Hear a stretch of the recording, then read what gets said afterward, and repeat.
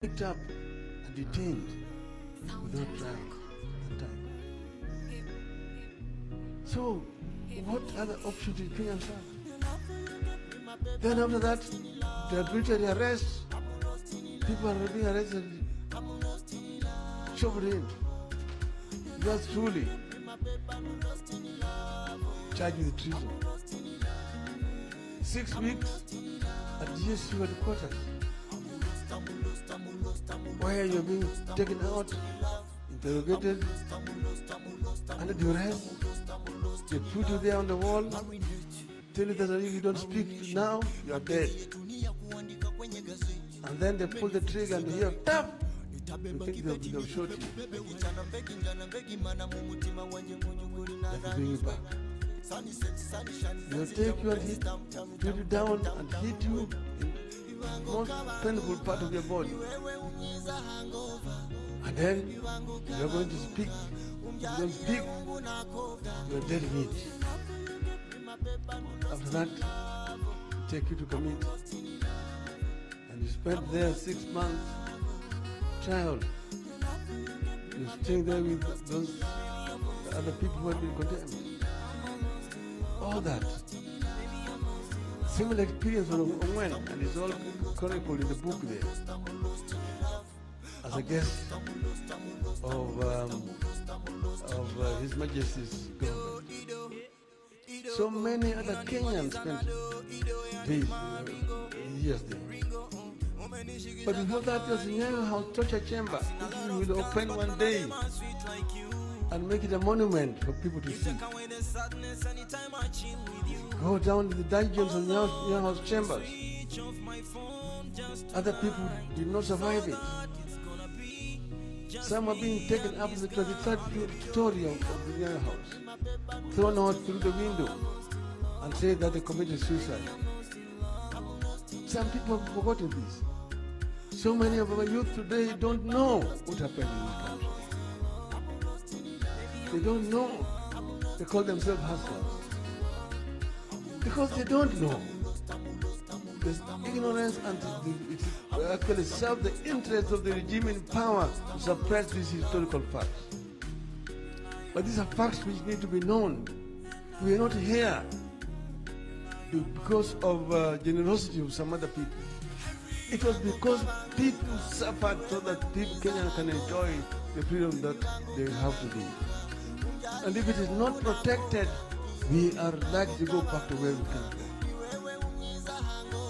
So Kenyans therefore must stand up and be prepared to make further compromises to consolidate the democratic space. We know in the course of this struggle, there have been compromises. Compromises are sometimes called for in a struggle.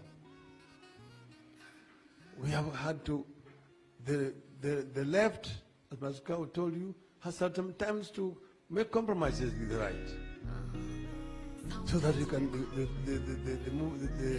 the struggle can continue.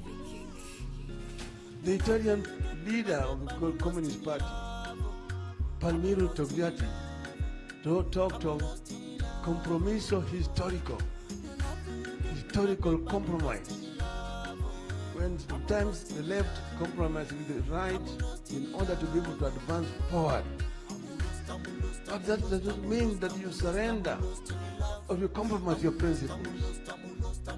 You do that so that you're able to achieve the objective of getting the movement forward. This is what has happened in this country. When we talked to Nyayo, form an alliance with him, was because we wanted to show him the way out. At the end, we came up with a bigger movement and we showed him the way out. We moved Kanu from power up to today. So we have a duty as a people to consolidate the gains and to expand. The left must remain focused. The right wing that has always been in collision with the international monopoly capital is always there. You know that. Ruto has told you what has happened here. The right-wing coup d'etat, electoral coup d'etat that took place on the 5th of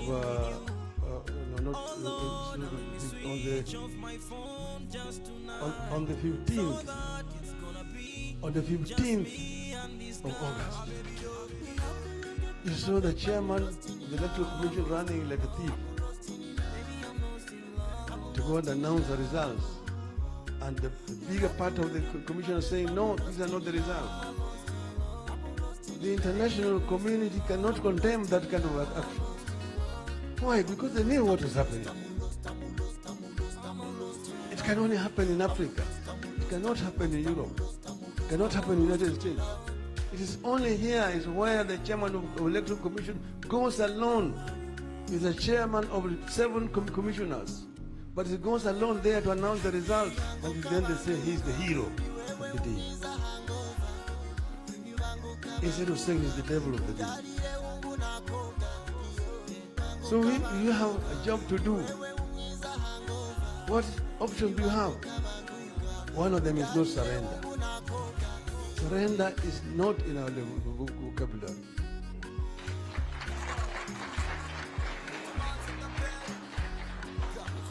We must say that we are saying that the African democratization project must move on. There will be setbacks here and there. You've seen in other countries the military coups returning. The generals are coming back. They come back and they're being greeted with flowers by the population. What is it that's gone wrong? We know what has gone wrong in some of our African countries. But that does not mean that we surrender. We must just regroup and move on. Because Africa has great potential. The richest continent in terms of resources is also the poorest. Why? Because true African democrats who believe in Africa and using African wealth for the benefit of the African people have not been able to get power to do so. And the international monopoly capital is not comfortable. When you're talking about making Kenya a manufacturing hub to supply the whole of East and Central African region, those people are not happy. That is the language you don't want to hear. When you're talking about beneficiation, value addition to local raw materials, so that you don't export bauxite, you export aluminum products. You don't export copper ore, you export copper products.